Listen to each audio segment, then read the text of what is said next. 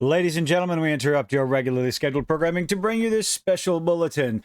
Every now and then I come across an article that I decide to read before I start going through it, and boy, oh boy, this one, I stopped reading it partway through because it was just so exciting, so insightful, so wonderful that, well, let's get more of my natural reaction. What am I talking about? None other than the good old David Jaffe and his opinions on, well, Dragon Age the Veilguard and why it actually failed. Oh, this is going to be an exciting one. Over at Fandom Pulse, good old John F. Trent doing the heavy lifting for so many of us. God of War director. He was actually responsible for one of the greatest franchises in gaming. And now, I don't know, maybe he got hit in the head? Who knows? Blames YouTube grifters because, you know, he's all in favor of the NPC updates for destroying Dragon Age the Veilguard and compares transgenderism to be... Moving on. Really? He did that. Oh, I didn't get that far in the article. David Jaffe, director of God of War and Twisted Metal, blames so-called YouTube grifters, probably something he cannot actually define, and give an example of he's just using the newest buzzword to try and disregard opinions that he doesn't like. For killing Dragon Age the Veilguard and wildly comparing the inclusion of gender ideology to racism towards black people. Really? Well, to be fair, bigotry is bigotry, regardless of the ethnicity, gender, whatever you want to call yourself. If you want to call yourself a turtle or a furry or whatever, it's all bigotry. So, in a sense, if someone has legitimate bigotry towards a trans individual, then sure, I guess you can make the comparison. But that's not the fun part I wanted to talk about. In a video uploaded to his YouTube channel, which appears to be a clip from the live stream, Jaffe answered a viewer question. He said, about the gaming community ruining the game because it's our fault. It's the gamers' fault that Dragon Age the Veilguard was shite. He said, quote, "When you say the gaming community ruined this game's success, I don't think that's entirely fair. Correct, you could have stopped right there, but you decided not to. But I think there's a lot of truth to it. Now, if you think about it for just a second, if you have more than 2 brain cells, definitely more than David Jaffe's got, you will realize that that statement is a contradiction in terms. It's either true or it's not fair.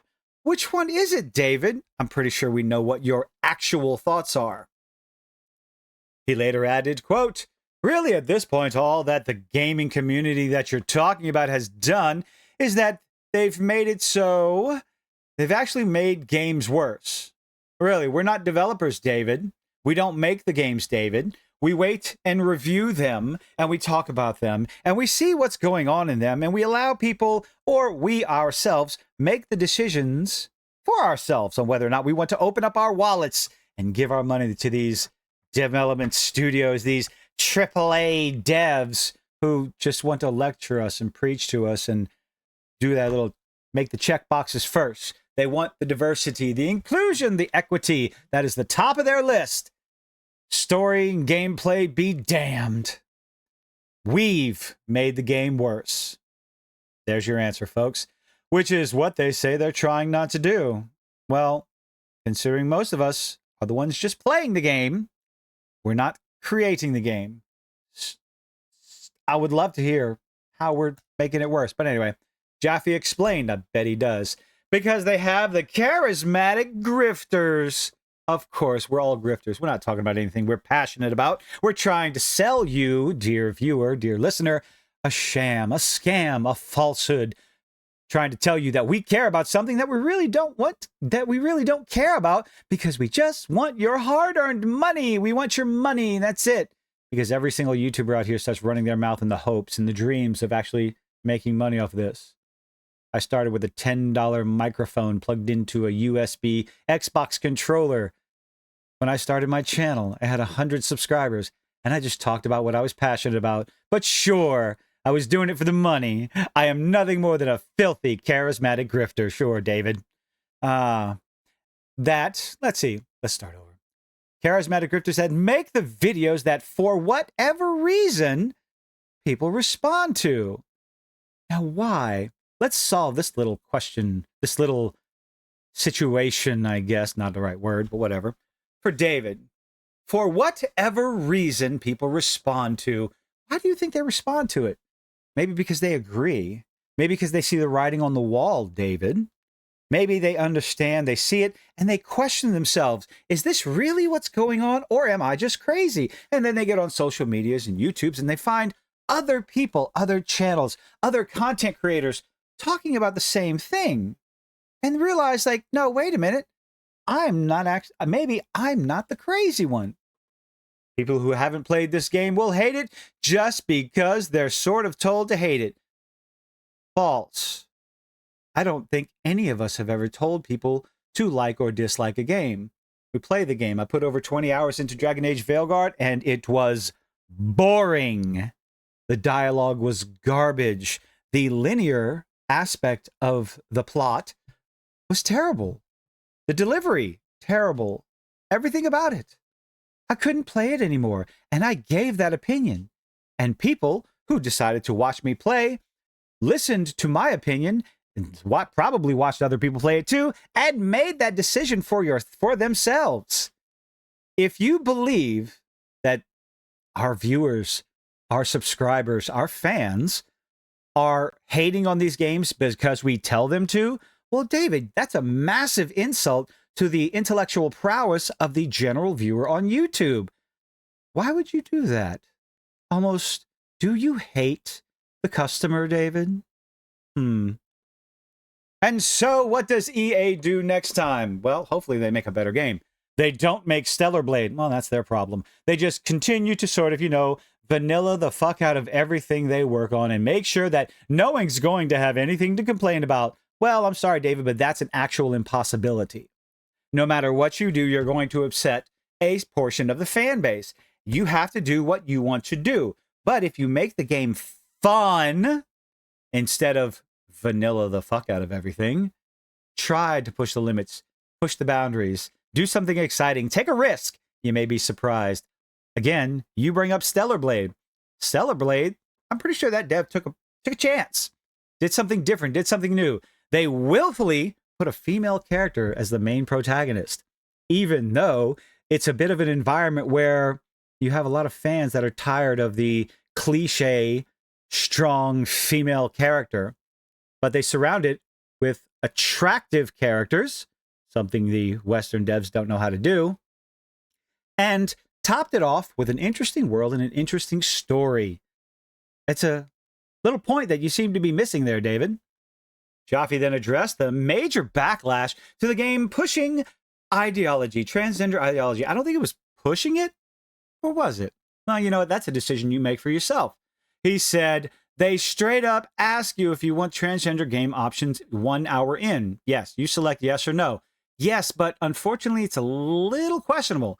So all the people bitching invited into their game.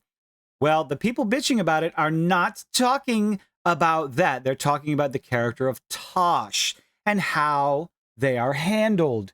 How ham-fisted, sledgehammer, preachy, lecturing nonsense Tosh's dialogue is. Tosh is now called trash because their character is trash. It's long well and past that little option. I don't even think I've seen anyone complaining about those particular dialogue options. It's the rest of them that are garbage and nonsense. Referencing the character of Tosh, Jaffe said, I don't even know what it asked. It. Oh, wow. It. You couldn't even say they? Oh, my goodness, David. What do you think about poor old Tosh? But this character apparently is the bar of trans character, and so far there's nothing. Nothing. They were written poorly, to say the least. To me, that's the equivalent of saying, do you want black people in your game? Well, David Jaffe, I do firmly believe that after that little statement that you ate way too many paint chips while you were licking windows. We have a button that'll get... Oh, Jesus Christ. Is this the massive reach this man has gotten to? I'm going to read this quote to its fullest, and I'm far enough in, I'm pretty sure YouTube won't hit me in the gut. We have a button that'll get blacks out. Oh, let's start at the beginning. To me, that's the equivalent of saying, do you want black people in your game? We have a button that'll get blacks out. That's the equivalent of it. But if that's what you're saying, I didn't even know that's what they were asking. It's not, asshole. No one has ever said that. No one since the dawn of video games, except maybe actual racists, but they're probably not playing video games because they're D-bags. No one says that. The complaint about the character of Tosh is their shit. The dialogue is shit.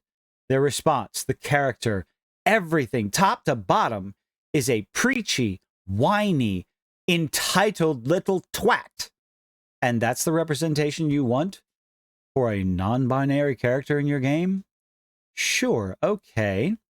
These types of characters, these ideologically driven characters, can be in your game. The ideologically driven story can be in the game, but you have to do some extra work.